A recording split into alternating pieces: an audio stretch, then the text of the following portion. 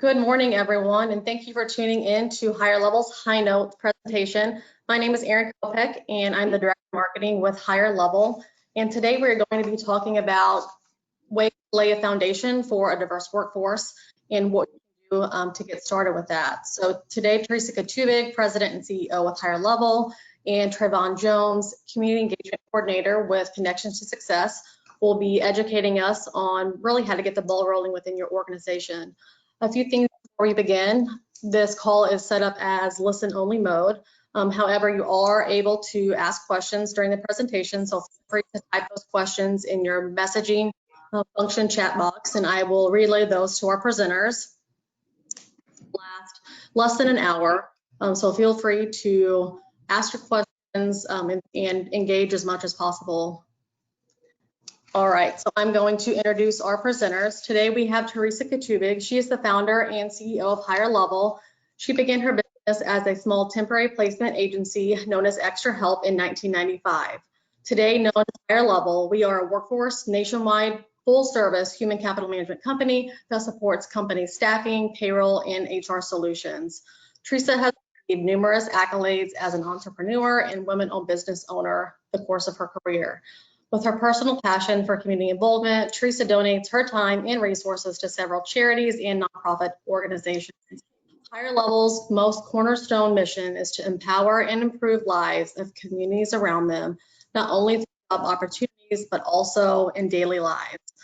We believe that the mission is to lead new opportunities as well as business and community growth. Has also led HireLevel to develop a second chance program designed to improve the employability of people that have been just as involved by working with employers and community partners to create a smooth transition into the workforce. Trayvon Jones, he was born and raised in East St. Louis. He graduated from Alhoff Catholic High School in 1999 and attended Eastern Illinois University, enlisting in the United States Marine Corps shortly after 9/11.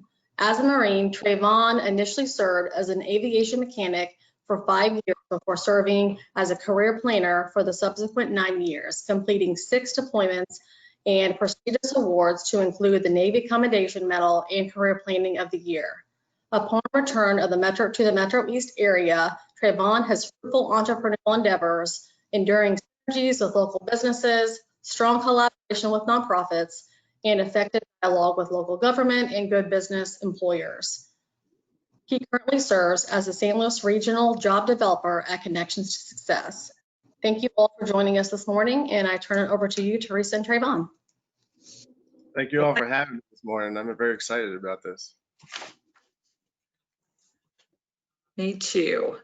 So Trayvon, you want to go ahead and just go ahead and get started, and I'll just kind of jump in too. Sure, I can go ahead and get going with that. I think the first thing that we wanted to kind of hit on is diversifying your partnerships, and that can mean several things from an employer perspective. I think one thing that kind of gets overlooked is being able to work with nonprofits and workforce organizations, workforce management organizations like HireLevel, and there are a lot of benefits to doing such that I think employers may overlook sometimes. And one of those benefits is being able to have access to a diverse, talent pool. And it's very important that you hire a diverse talent pool and gain, perspectives from different, cultures and whatnot. Obviously, there's opportunities to create synergy, and those synergies a lot of times are kind of the thing that makes a difference for a lot of businesses. Have you seen that sort of thing, Theresa?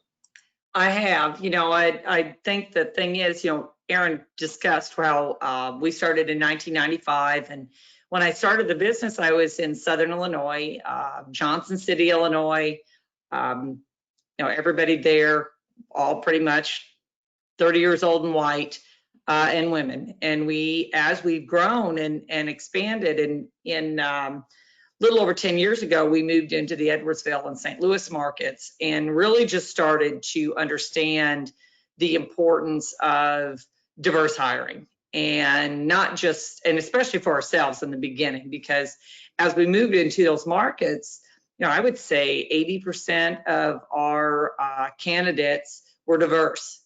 And, we would hear regularly, well, you don't really understand what we're saying or who we are and things like that. And it became really just crystal clear that we also had to make a real concerted effort to diversify our own internal workforce.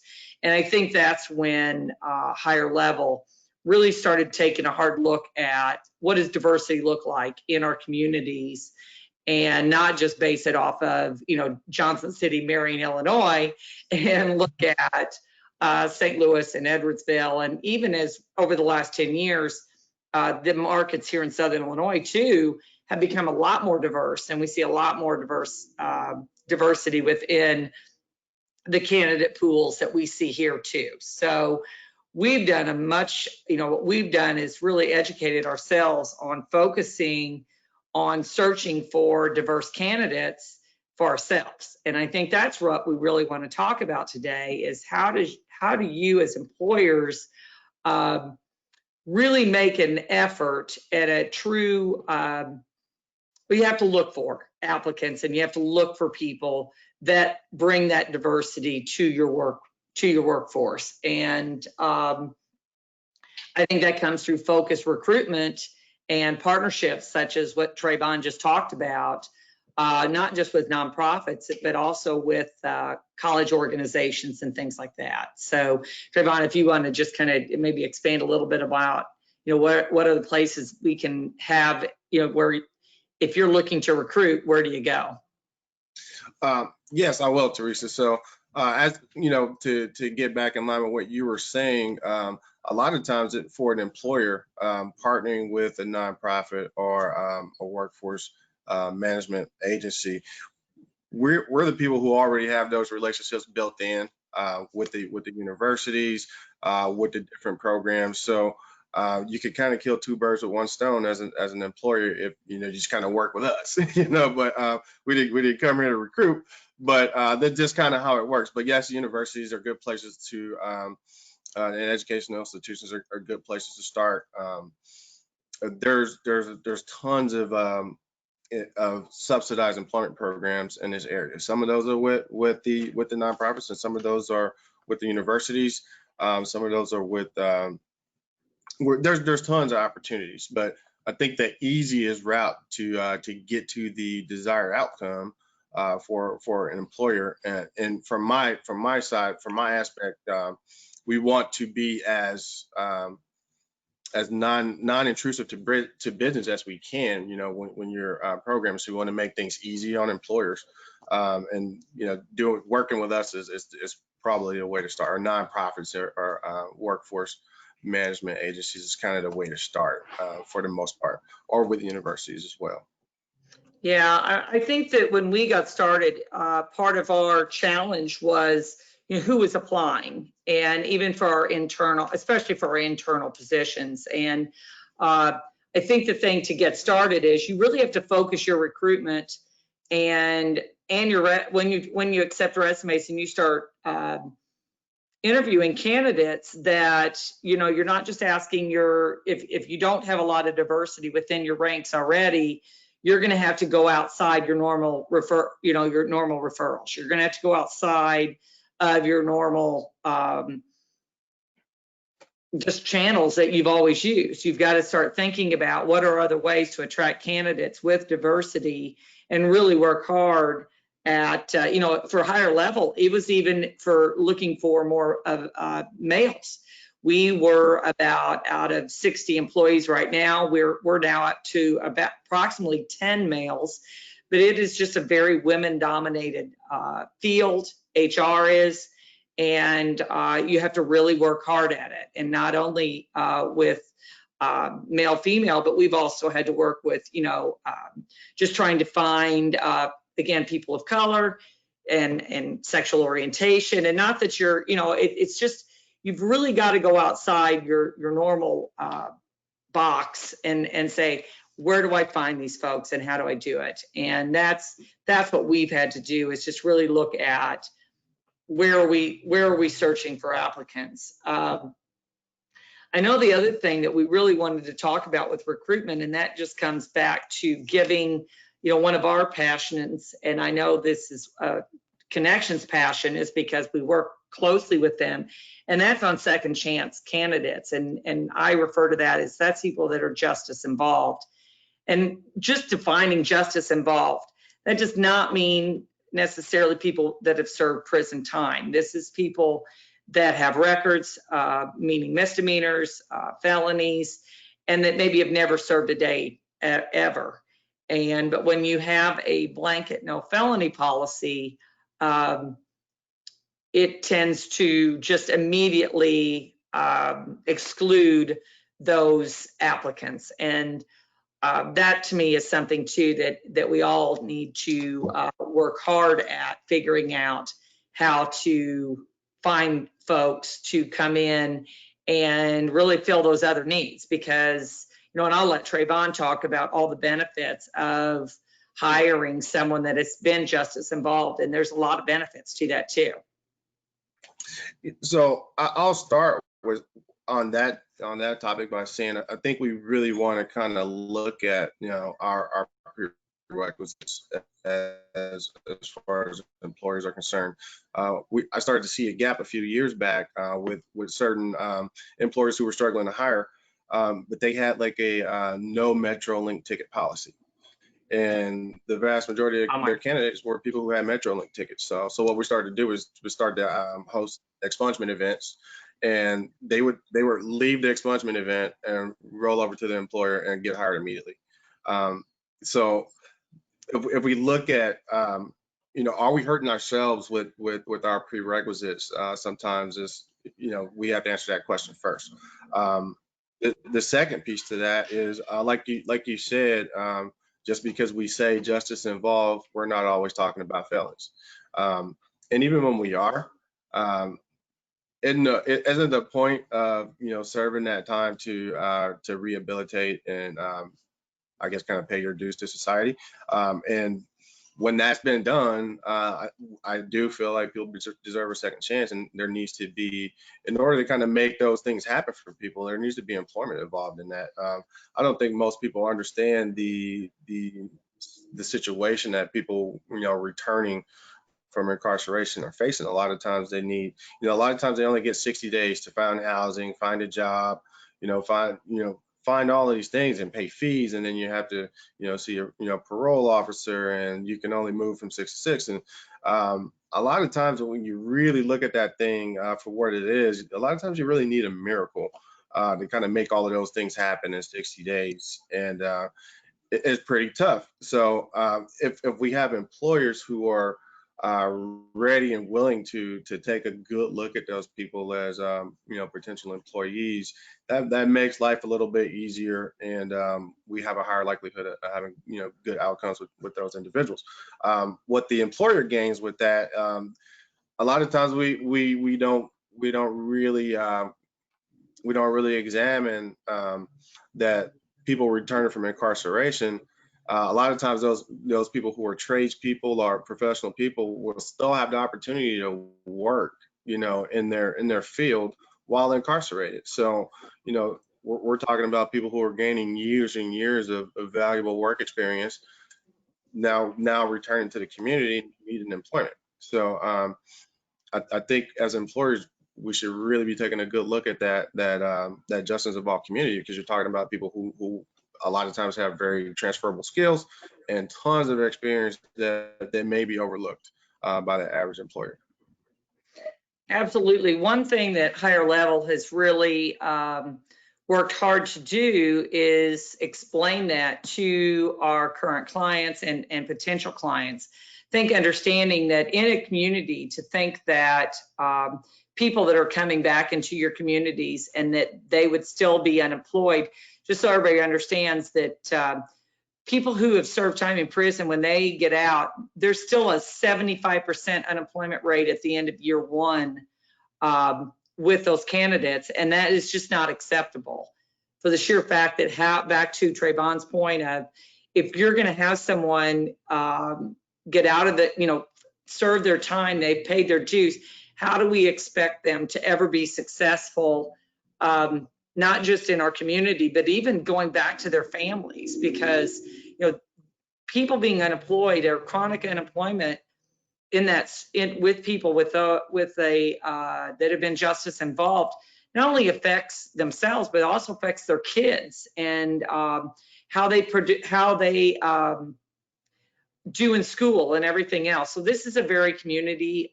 based challenge that we all really should be super interested in and really do something about. HireLevel has 2 actual felons on their payroll as we speak, our internal employees.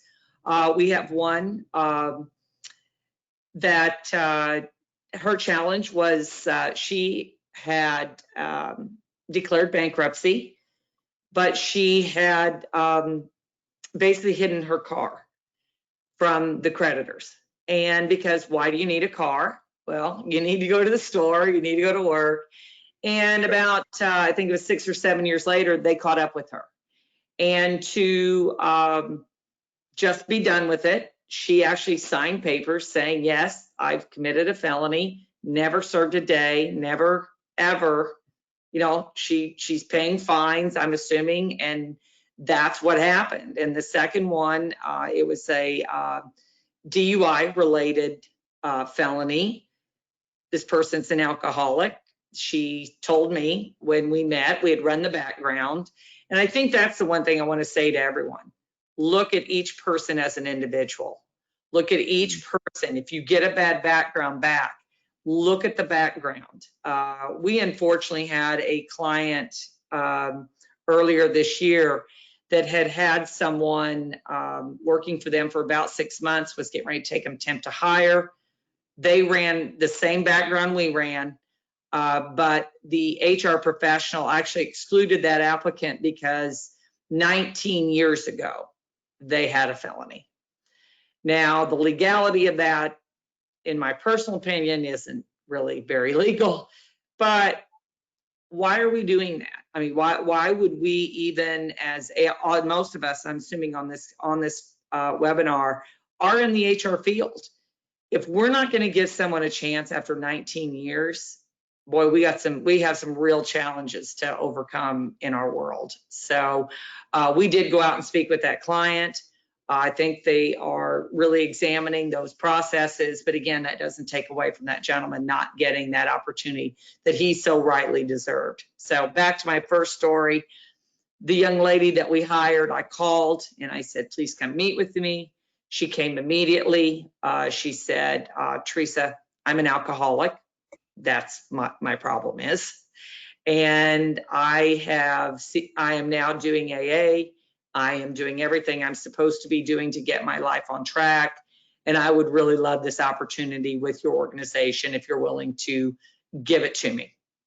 And we have. She is now working on her about 4.5 months. The crazy thing is she started in the very next week, COVID came and shut everything down, but she's still with our organization. Yeah, it was, I think she was probably terrified at that point, but doing a great job for us. And I think the thing for all that I really want to stress to everyone is when you're looking at diversity, it is not just the color of your skin. It is sexual orientation. It is, again, justice involved individuals. It is people of different religious origins, just all those different things, and really making sure that when you do that and you make that hire, that you understand what you're doing and how it affects in a positive way your workforce.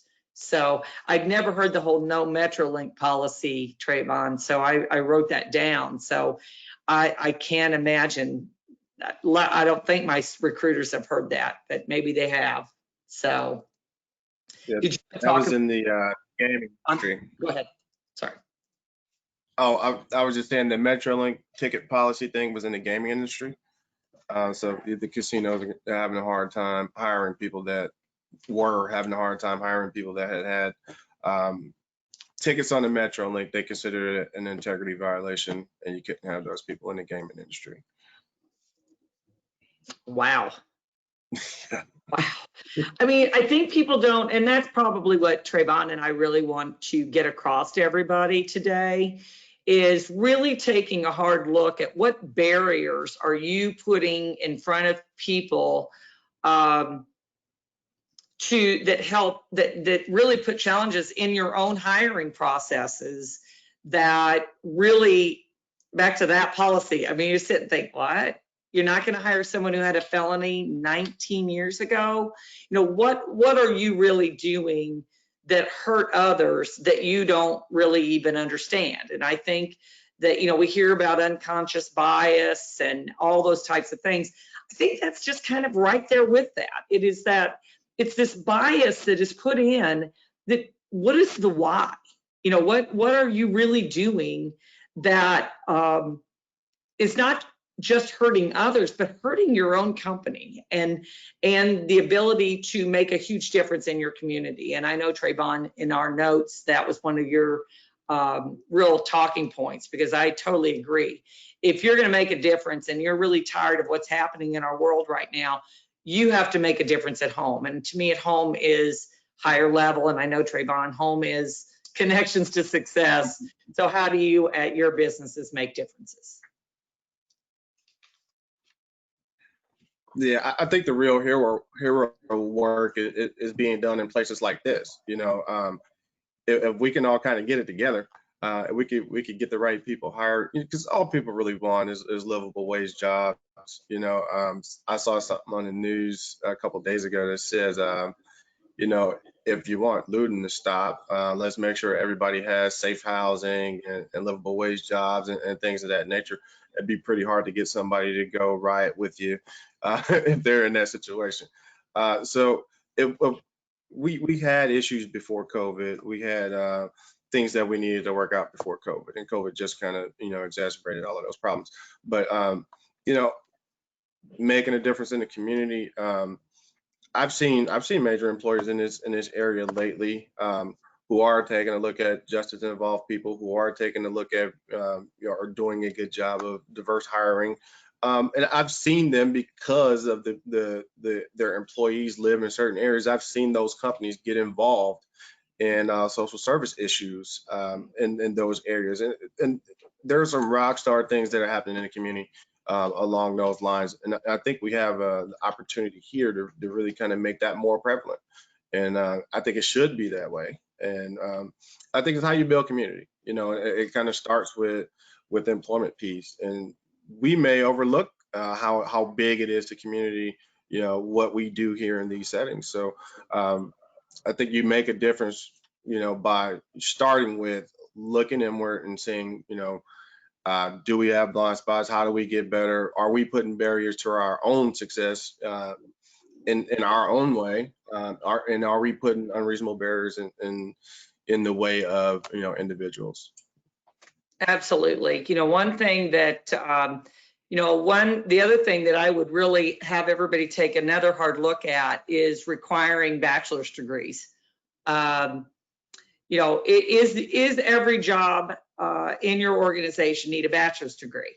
And, you know, or even, you know, I just look at the jobs. I mean, I think, again, administrative assistants, sales jobs. You know, we have a lot of account management that we do here at HireLevel. And the one thing that we have really started doing is hiring for attitude and just base skills. You know, do you have decent computer skills? Do you have and do you have a good attitude? And that really is where we have looked at how do we help develop people to get them to where we need them to be, because especially as you look at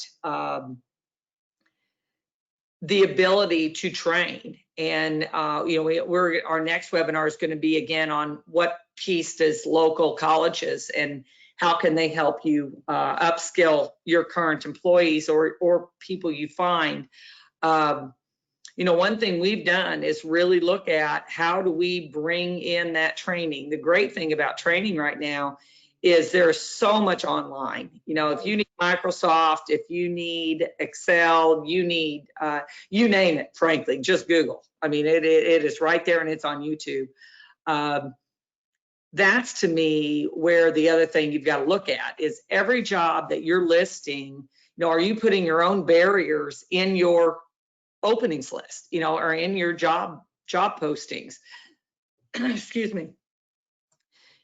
Back to where do you find those referrals, and do you have a referral program just within your own ranks to say to, if you have someone, again, you've got some diversity in your workplace. Ours has been off referrals, asking other people within our organization to provide referrals and saying very specifically, we're looking for diversity, right? We've got to get these, we've got to add more team. And if anything, in the beginning it was almost embarrassing for us because we had zero. So when I'm telling my team, it is, we're not going to make a hire until we make a diverse hire. And they're all looking at me, well, I can't find, well, you're going to have to work harder at it. And I think that's the main thing that we really want to stress is there are definitely people that do not have college educations. And if you look again at the diverse communities and the percentage of people that have graduated from college, it's not as many. So I don't have those specific numbers. I don't know if you can speak to that at all, but yeah, I can speak to that because that's actually a piece that's kind of near and dear to my heart because what I've seen is in our veteran community, so especially administrative sides, having a 4-year degree and versus someone who's probably spent 4 or 5 years in the military, maybe has some combat deployments. What's really the difference there? Is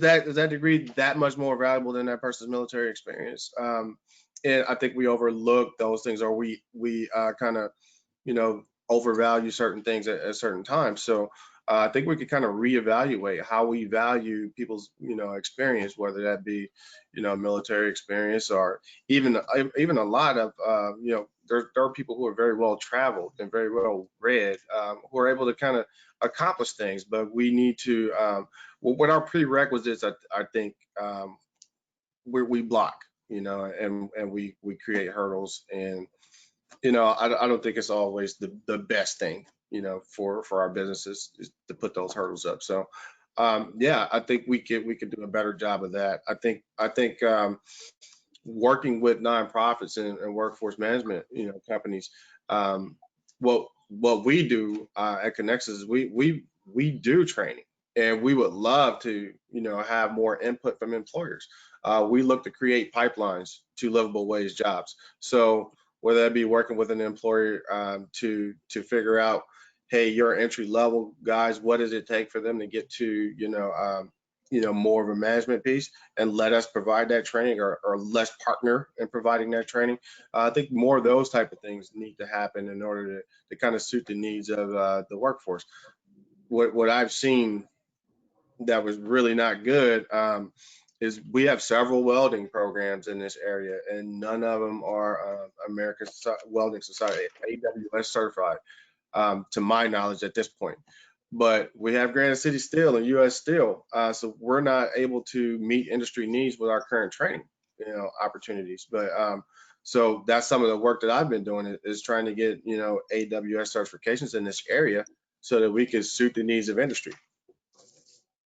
Yeah, I think that's back to industry. And the thing about what we really work at HireLevel too is to help educate our employers on the ability of having the local college come in, do a one-day forklift training. I'm with you. We are always looking for the temp to hire opportunities. We want to provide our candidates with a path to success, not a path to what we consider, we have competitors, and not to throw them under the bus, but it very much work on a cattle call type of where they just go out, they pick a few people, they go to work, they work 2 days, and off they go. The difference between what we do at HireLevel, and that is to provide opportunities with career paths. We all the time, even for internal openings, will look at people that maybe have been doing a little bouncing around with some of our third-party logistics companies and say, we'd like you to come work internally for us. And we've actually gotten 4 or 5 people. I believe we're in the process of hiring one right now, where we're pulling them out of that scenario and bringing them in-house just because they've been doing a great job. They work consistently, but it just isn't a consistent path to, as Trayvon said, a great livable wage with benefits, which is where people need to be I'm with you, to be really successful in life. I think some of the other things I really want to talk about too is the other thing that we've done at HireLevel is we hire new team members or people that maybe don't have quite the skill set that we need, but they're on the path, is we help provide them flexibility in their schedules to be able to continue education. And I mean, some of it is just they leave at 4:30 for a 5 o'clock class at the local college. They're able to take a longer lunch because they have an online class that they want to do things for. And all of that, we do have reimbursement for tuition, and we just make sure that's done. I mean, some of that, guys, we're not a huge organization. We're really not. We just have instituted some policies that we've stolen from bigger companies that say $1,000 a semester. And when I look at the value that I not only as an employer, but as a community member that we're providing to people that maybe didn't have that opportunity to go to college to be able to continue to grow. Because I'll be real honest, once people a couple years out, I don't care about your college anymore. I actually care more that did you work at McDonald's or did you serve at a bar? Because we need people skills and we need multitasking. I'm not really worried about your psychology to whatever 6 hours of psychology or whatever that was. So so the other thing, I think I do want to touch again on recruitment and how to find people. Some other suggestions I would make would be like Facebook groups. Facebook is a great big place. You're going to hit a big diverse community by doing that. Really looking at posting in the groups on Facebook. There's usually job seekers on Facebook, things like that. And then the other one would be LinkedIn direct searching.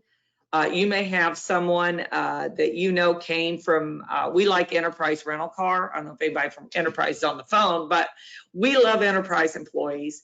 And why do we love them? Because Enterprise does a fabulous job of recruitment or of training. They frankly work people really, really hard, and they teach them great customer service skills. And that's the skill set that we're looking for. And how do you do that? And then, I mean, on LinkedIn, you can normally tell if someone is diverse, and that's how we message people. And that's how we try to really help find diverse candidates, not only for ourselves, but for our clients, because that right now is, and we're WBE, so which means we are a woman-owned business and part of a national organization. And part of those bigger clients, the Fortune 500s, the Fortune 5000, frankly, they're looking for diversity. They want to see diversity in the presentations of who we are sending to them. And I can, with all honesty right now, say HireLevel probably has about 80% of our workforce is diverse. So, but we have to work at it. We have to work at it to make. So.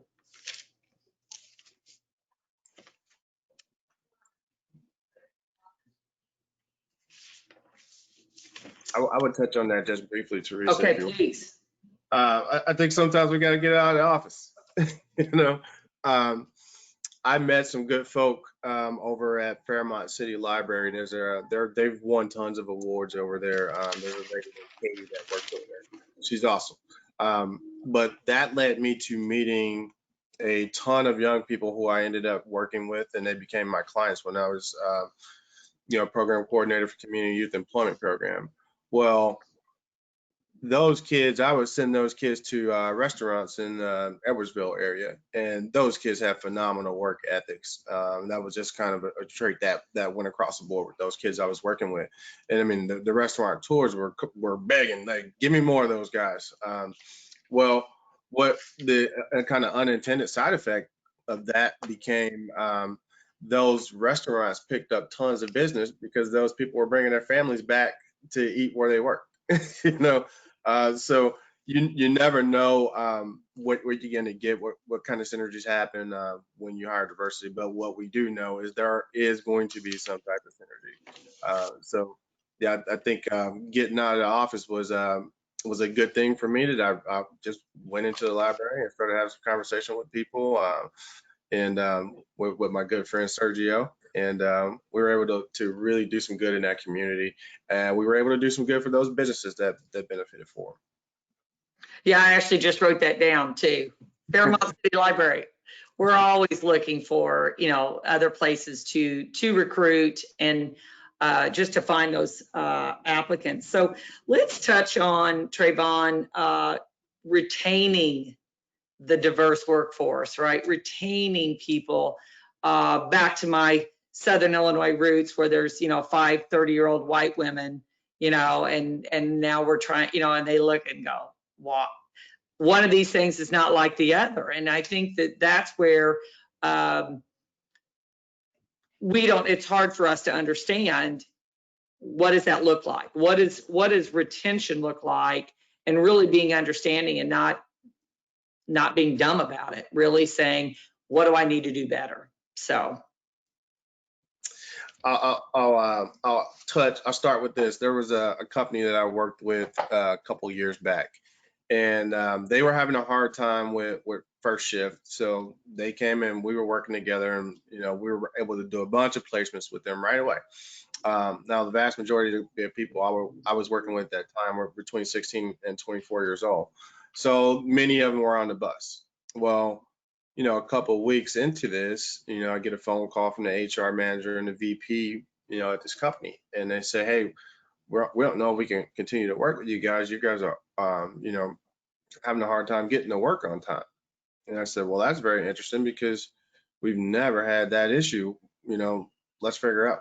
What we found out was the start of their shift was a little bit different than everyone else's, and there was just no way for those people to get there on the bus before their shift started.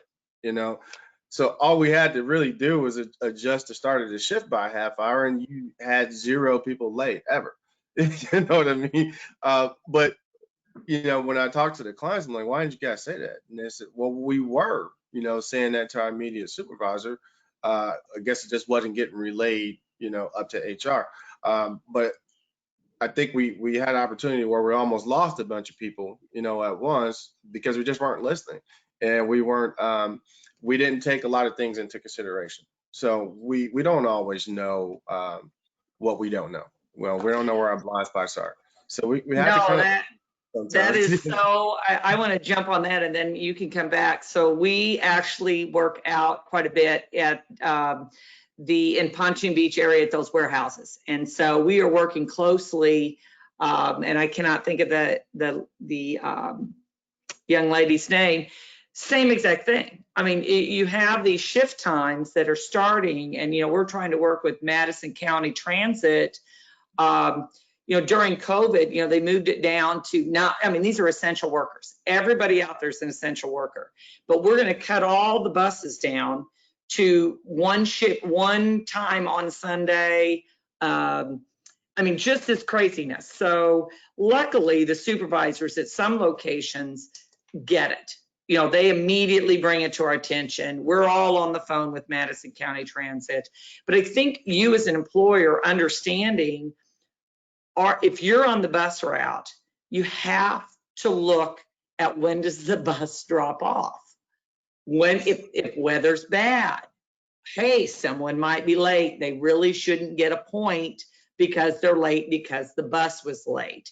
So really looking at that sort of thing, because we see that regularly. The other thing that we've seen, and this is for anybody in the Metro East area, is things like, right, where does the bus drop off? How long does it take to walk to your location? Is a way to talk to them about getting a bus stop closer. In the Pontoon Beach, in those warehouse areas, some of it has been now, we're talking about a bus, a covered area. So when it's pouring rain, they're not, so really, because again, if someone knows it's going to be snowing all day long, they don't come to work because they now have to walk a mile, or if it's pouring rain all day.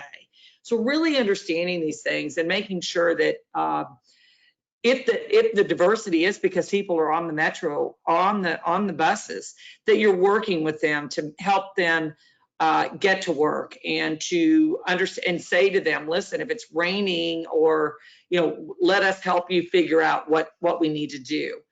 Some of the things that we've encountered, and I was talking to a gentleman one time at an event, and he was in the staffing industry, and he says to me something, he's Jewish, and that how long it took for his employer to figure out that he was Jewish and that he didn't celebrate Christmas.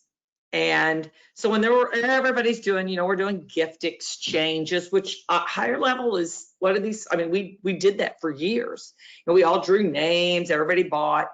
And, I think understanding, so I have a young lady that just started with that. She's a Jehovah's Witness.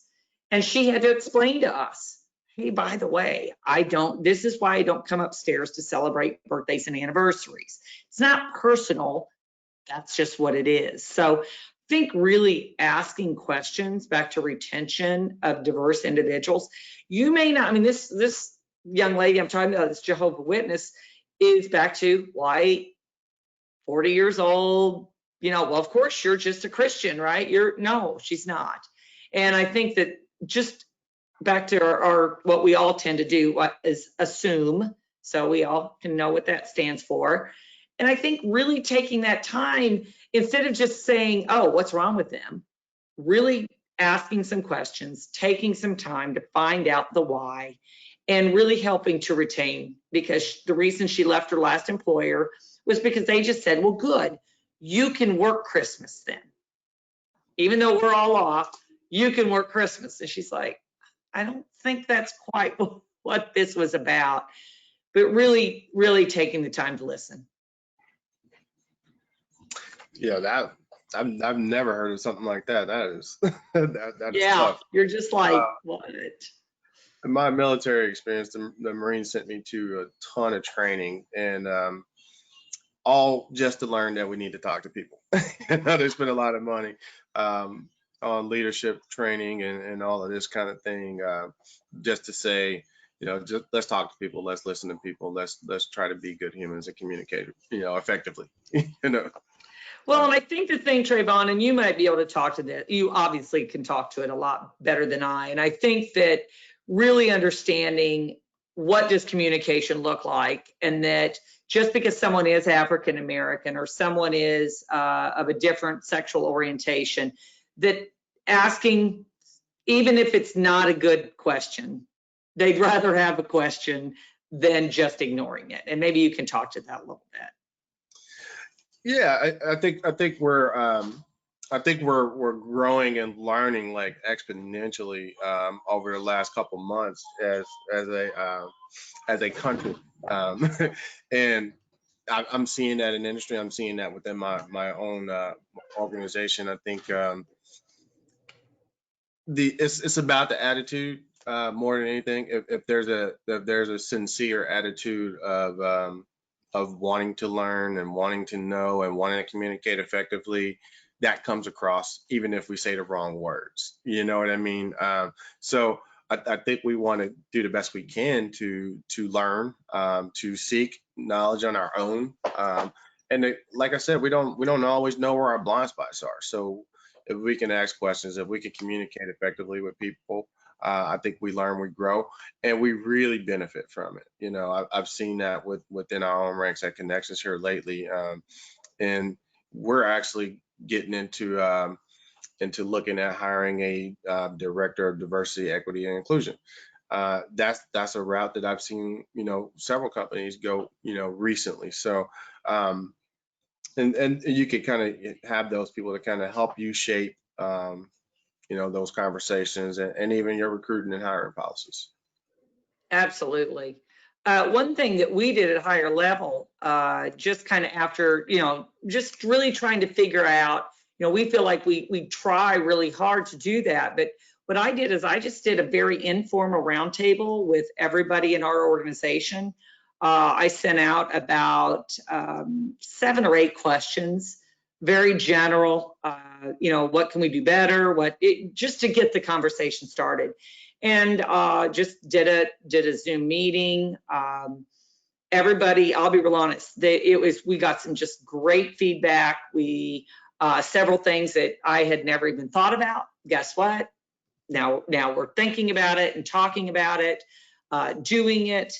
And it wasn't even just necessarily about diversity. It was just about how do we do a better job of communicating with our teams and with what's happening in the world. Because I think, those of us that are in HR and where we all are right now, helping people find jobs, needing to hire, communicating with our own teams, I think the main thing really is just take the time to listen. Come back to, I'd happily share any of those questions with anybody that liked them. And it really isn't hard. And we made the list, we divided the list up. We're all kind of working on it together. And I think people just getting to be heard goes a long, long way. So, and I think that's what, back to retention of diverse candidates, or not even candidates, team members. That's what, we just may not know. I mean, we just may not know. I'll tell you what, you'll know if you're doing it right. Yeah. You'll get undying loyalty from your people. That's how I feel about connections right now. I think we're doing it really right. And to me, it's worth it to be a connections regardless, because we're doing it right, or as close to as right in my eyes as you can. But that's how people feel when they feel appreciated, when they feel heard, when they feel seen. When you're doing it right, you'll know. So the retention will happen kind of naturally in that space. All right. Well, I don't know if anybody had any questions for Trayvon or I. We'd love to hear somebody but ourselves. Right. Great, thank you. So now feel free to ask questions, guys. Feel free to type in your messaging box, anything that you would like to add on company processes, policies, just anything that wasn't covered that you would like to hear more about. We would love to know your feedback on what was discussed today. So we will give you a minute or so to do that. If you do have to hop off, feel free to email hello@HireLevel.com, and that's HireLevel.com. I would be happy to make sure that you are on all of our communications on this topic. Like Theresa mentioned, we are planning on a follow-up panel discussion with local community educators, and would love to talk with you all about upskilling and certification programs and how you can make those connections in the community as well. All right, Theresa and Trayvon, I do not see any questions coming in. That wraps it up for this morning. Again, thank you all for joining us, and have a great rest of your day.